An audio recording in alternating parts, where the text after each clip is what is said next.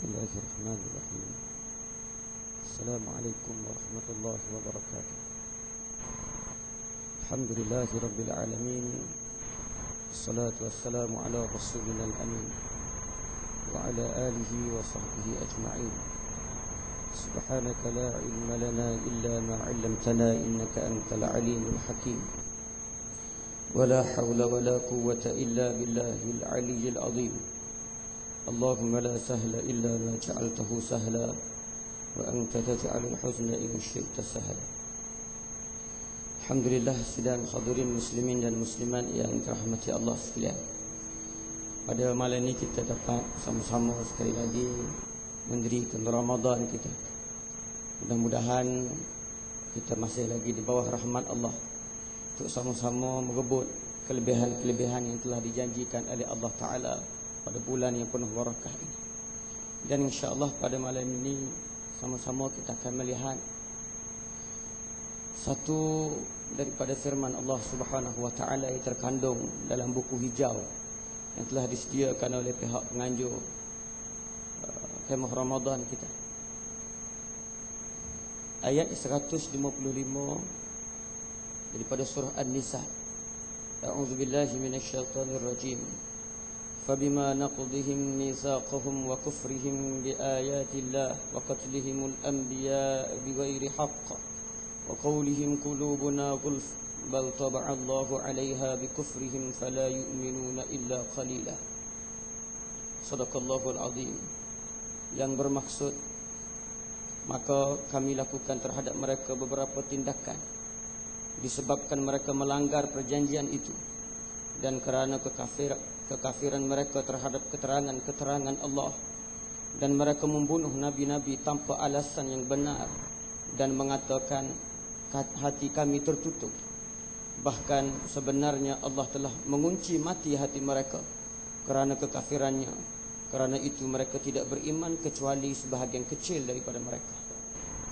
Sidang hadirin sekalian, ayat yang 155 daripada surah An-Nisa ini secara umumnya menceritakan apa yang berlaku kepada umat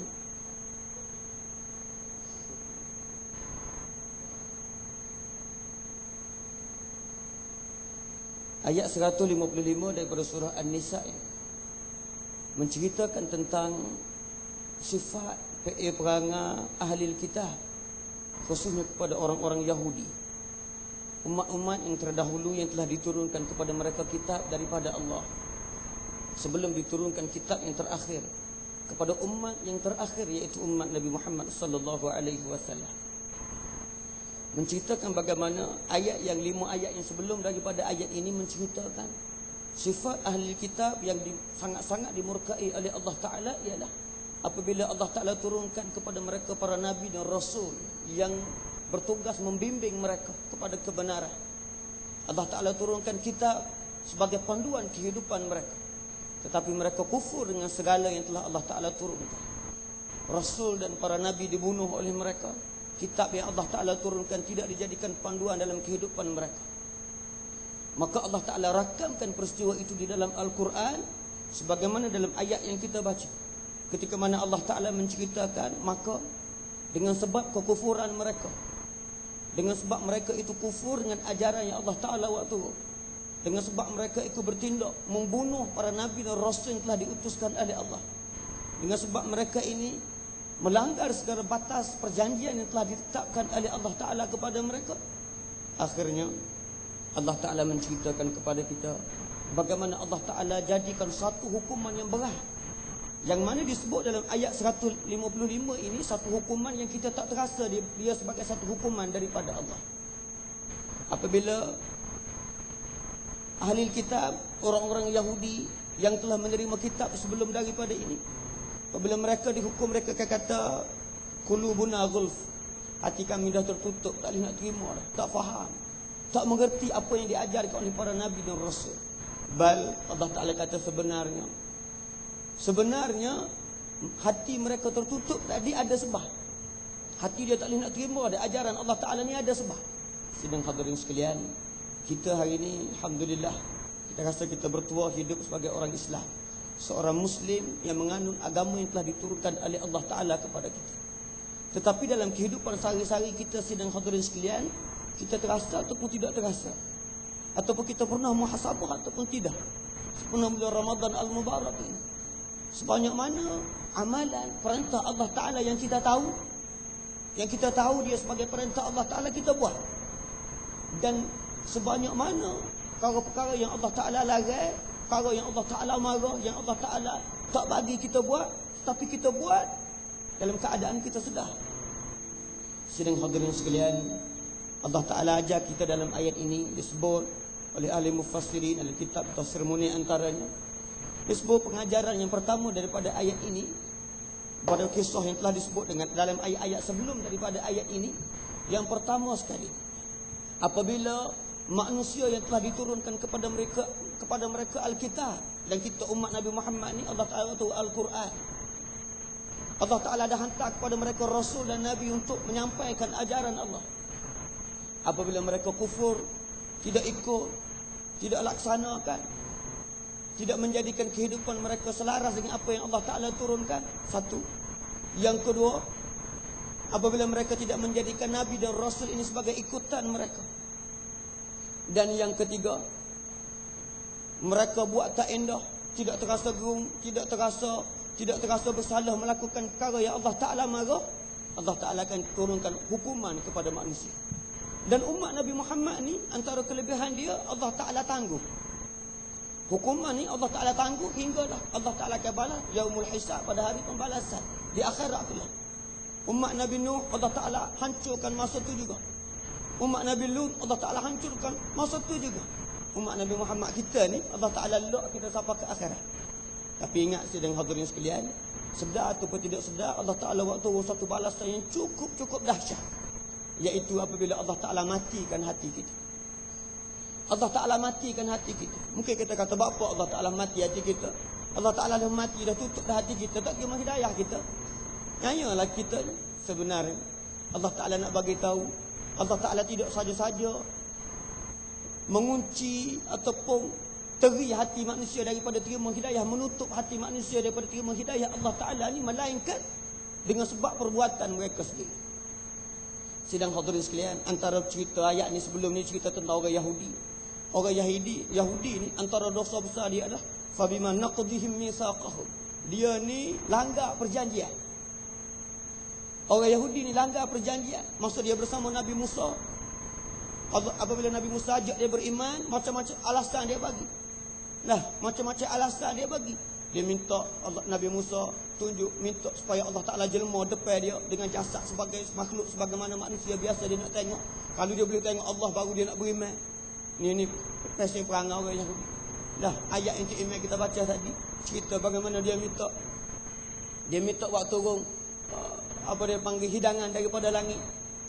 Dan Allah Ta'ala jawab, aku buat turun, tapi ingat, kalau aku buat turun dah tanda-tanda kebesaran aku ni, kalau mu tak beriman juga, mu tak ikut juga, aku sediakan azab kepada kamu, azab yang aku tak akan bagi kepada orang lain.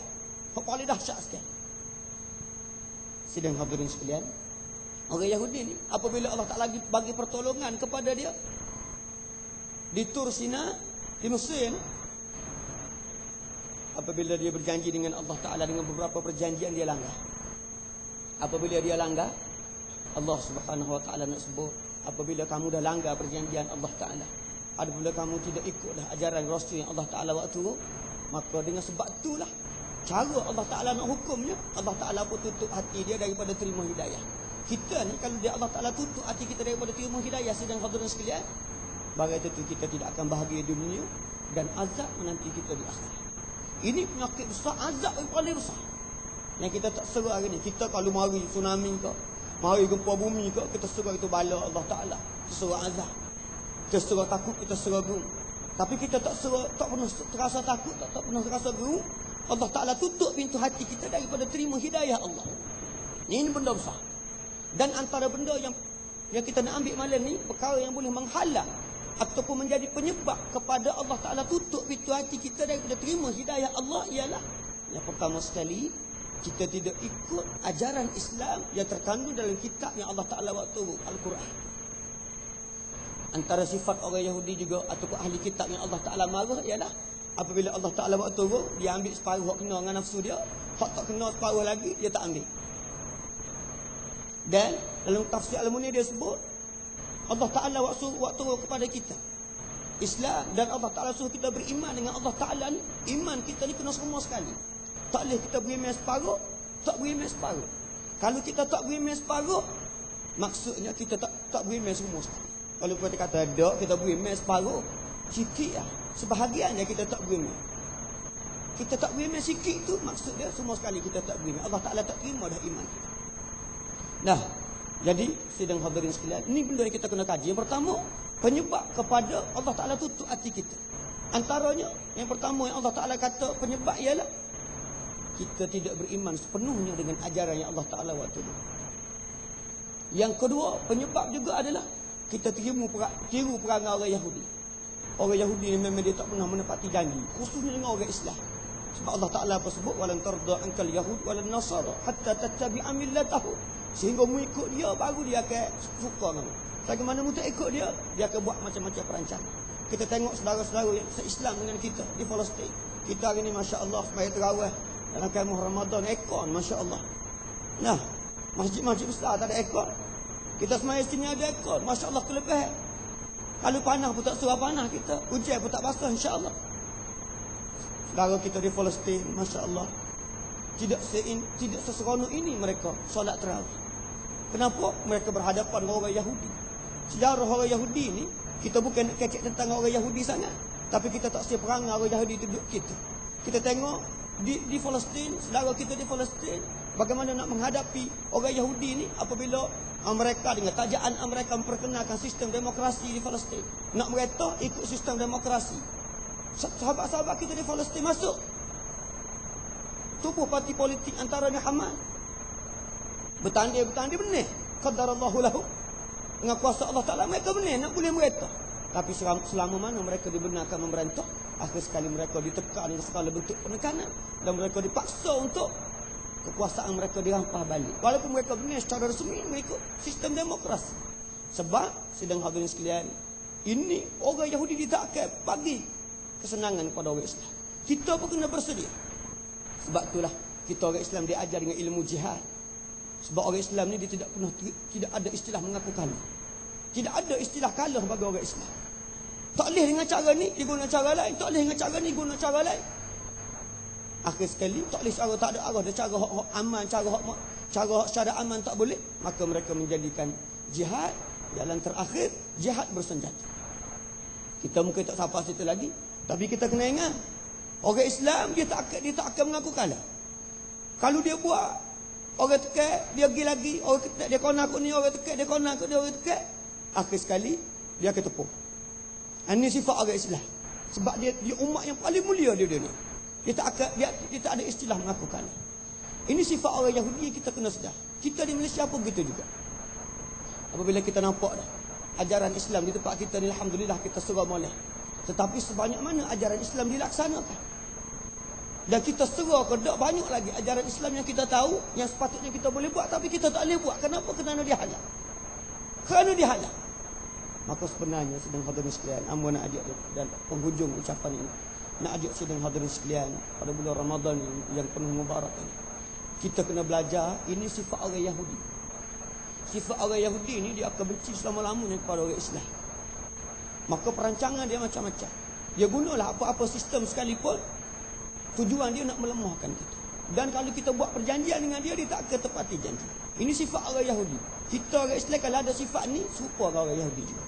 Yang kedua, pengajaran yang kedua sedang hadirin sekalian, nak ulang balik masalah apabila tadi kita kata sebab yang pertama, apabila kita tinggal ajaran Islam, Allah Ta'ala tutup hati kita daripada terima hidayah.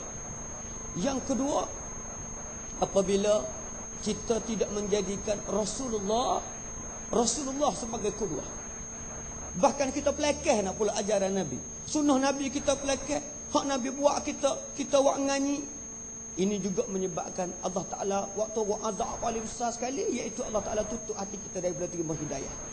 Kerana sedang hadirin sekalian, manusia ni jadi baik dengan hidayah Allah. Dengan hidayah Allah. Kita ada anak-anak kita muda-muda ni, kita nak anak-anak kita jadi anak yang soleh. Kita pun ajar dia bagi pendidikan yang baik. Kita bawa dia, kita didik dengan didikan agama. Tapi sebenarnya mereka akan jadi baik hanya dengan hidayah daripada Allah.